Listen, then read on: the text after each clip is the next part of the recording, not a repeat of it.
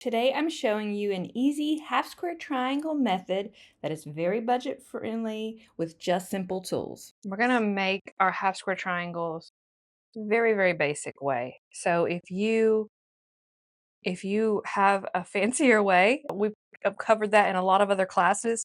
You might check out Dilly Dally, the half square triangle section. I cover like 3 or 4 different ways of making half square triangles. But in this project, we don't have many to do. So I'm just gonna do it this one way where we take our ruler and we draw a line from corner to corner. And I am using just a regular marking pen. So nothing fancy.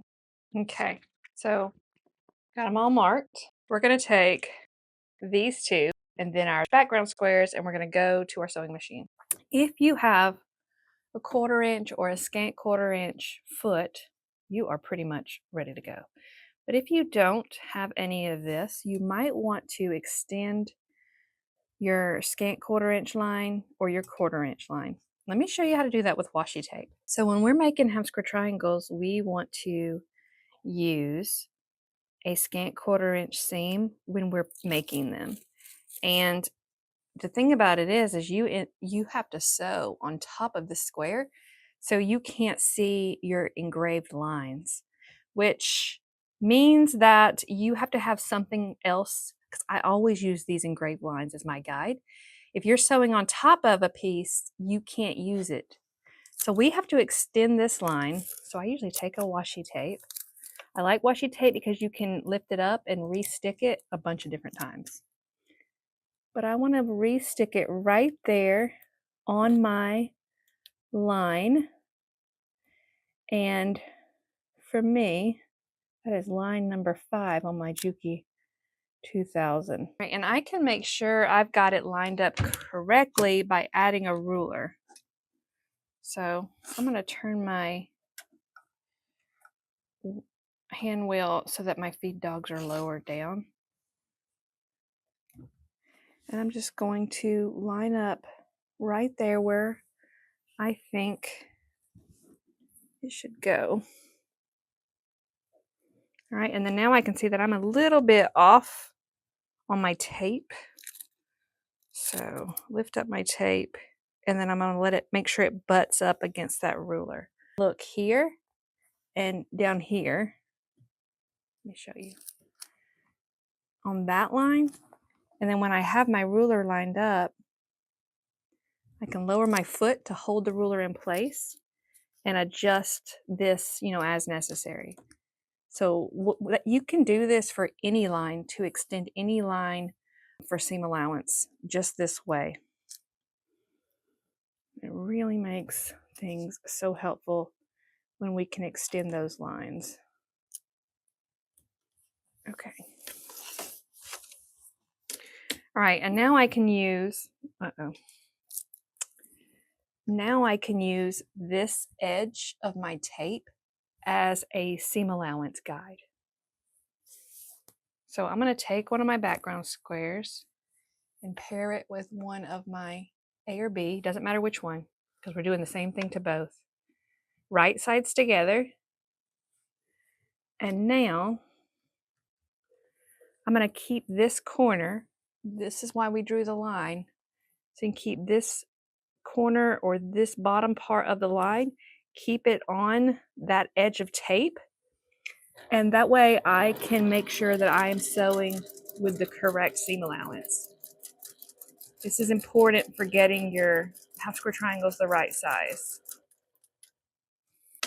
I'm going to grab another background square, and I'm going to do the same thing with all these other squares, or these 3 other squares.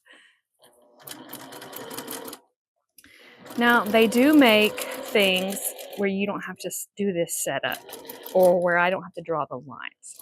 So if you're interested in learning multiple ways of doing this, not that bad to do this on, this particular project, because there's only, 8 or 4 half square triangles in each color. But if you're making 100 half square triangles, you may want to find a different way of making these. And you can check out Dilly Dally Quilt, Intro to Half Square Triangles.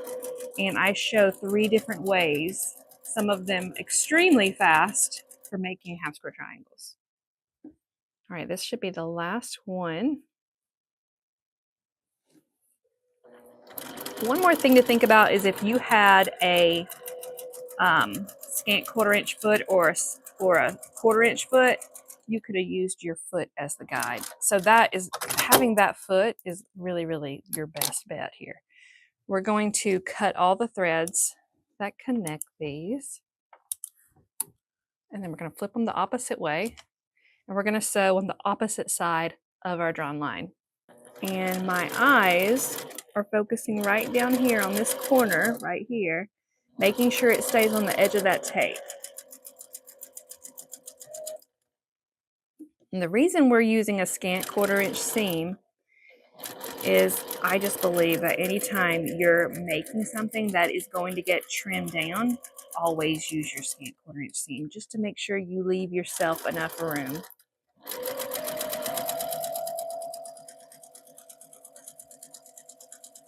All right, cut my thread, cut the thread that connects everything together. Let's go to the pressing mat. Before, let me get you a little closer. Before we cut these in half and start with our half square triangles, we're just going to give them a little press to set their seam. Doesn't have to take long, super quick. Now let's go to the cutting mat. We're going to bounce back between workstations for a minute here. But first, we're going to put up the edge of our ruler right on top of our drawn line, corner to corner, and cut these in half, just like that. I'm going to do that for all of these. Now we're going to take our 8 square triangles and go back to the pressing mat. All right. We're going to press our seams open because we want flat half square triangles. So slip your finger into that seam and press. And I'm going to do that for all 8 of these half square triangles. Should end up looking just like this, but you're going to have 2 different colors of them. So let me work my way through these. Done with that. You notice how they just don't lay flat, and that is where your pressing spray is going to come in. We're going to give everything a light mist, and then we're going to press again. And I like to press until the little mist droplets disappear. And then one thing, I should have mentioned this already, don't do this up and down, up and down, up and down, just like that. All right, we got to go get these trimmed because they're supposed to be 2.5 inches, but they're not 2.5 inches yet. So let's go make them that size. So I'm going to be using my 6.5 inch ruler. 12.5 will work as long as it's 2.5 and bigger. And then grab some washi tape. You can reuse it if you already have some in place. What we're going to do is using this side of the ruler and this side of the ruler. On this side, we're going to find the 2.5 inch line, and we're going to place some tape right to the side of that line. We want to be able to see the line, so we don't want to cover it up. And the purpose of this tape is to give your eyes a quick place to see. All right, and then we're going to do the same thing on this side. So come down here, find the 2.5 inch line, and line it up. Right. That's what you should have, just like that. 2.5 inches square within this tape in this corner. Then we're going to grab one of our square triangles. You want the seam to be going in this direction. Doesn't matter what side's what. And you should, on your ruler, have a seam that runs 45 degrees from corner to corner of your ruler. That yellow line in the middle there, I'm going to put that directly on the seam. Okay. And now here's what I want to check. I want to make sure that I have a little bit hanging off on this side, this side, this side, and this side. And we're talking minimal hang, minimal excess on all 4 sides of my half square triangle. And when I have it, put my weight for my weight on the ruler, cut, and cut. Okay, and then that's all we cut off. Then we rotate it around, and now we put this edge and this edge, because this is our good edge. This is our clean cut. We're going to put it right there. We're going to line those two edges up with our ruler.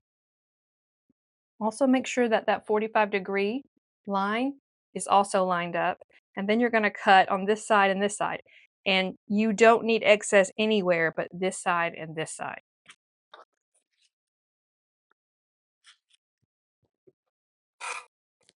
Right? So just a little bit.